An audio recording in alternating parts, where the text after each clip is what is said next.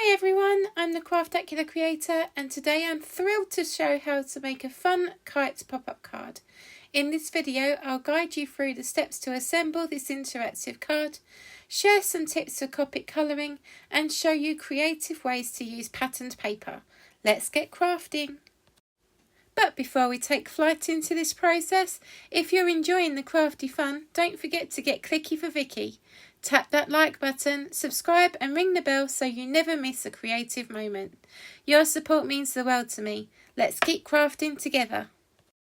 For today's project, I've chosen a few of my favourite supplies. Lawn Fawn Rainbow Ever After paper, some tropical shimmer cardstock and the stamp set Whoosh Kites. First I start by colouring my images, drawing inspiration from the patterned paper to create my colour palette. I've also listed the Copic markers I used. Let me know if you'd like to see this in future videos. My colouring technique is pretty simple. I use the darkest shade for shadows and the lightest for highlights.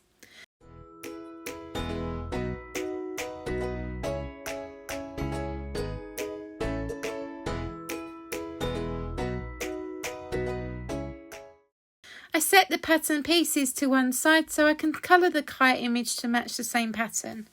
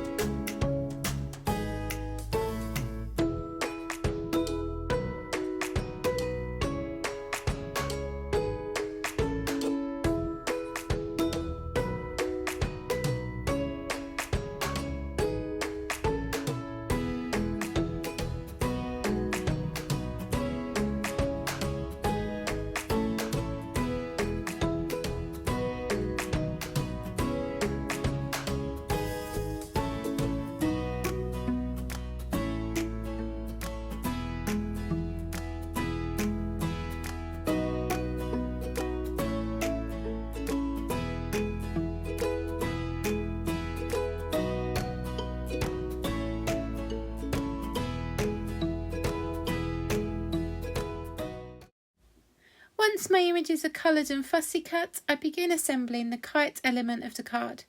Off screen I hot foiled the clouds using the Lawn Fawn Stitch Clouds hot foil plate with teal foil. I also cut and scored the pieces according to the PDF instructions from stampwithtammy.com. Since this isn't my original design, I prefer to share the source so the designer gets the credit they deserve. I use liquid glue to attach the images. Next I move on to the front panel of the kite, adding the mats and pattern paper. You'll see the source reminder on the screen. For the main panel of the card I used the same cardstock combinations as I did on the kite. Lawn Fawn sticky note in yellow pairs beautifully with the shimmery teal and foiled accents, giving it such a fresh and pretty look. To attach the kite to the card panel I use some strong adhesive tape. When it's attached I check the pop-up element works. Here's a quick way to make a custom length banner with a banner die. Cut once and then reposition the die to the desired length and then cut it again. I attached this with liquid glue. I wanted to replicate the kite string with bows on the front panel, so I used some embroidery thread and cut tiny bows from the really rainbow paper to match. I attached these with liquid glue.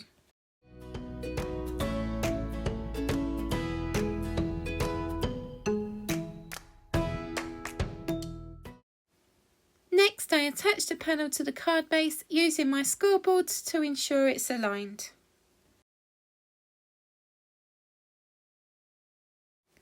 For the final touch I add some sparkle to the bows with stickles in Stardust.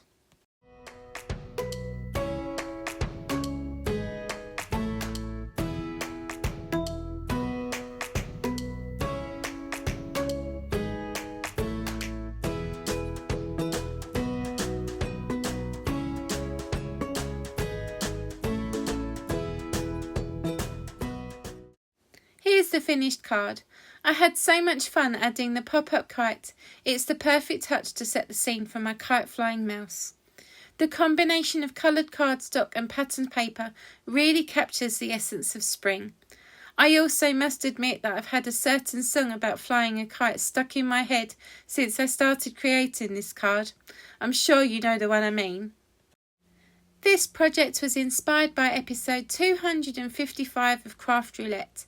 If you haven't watched it yet, be sure to check it out. The parameters are on the screen.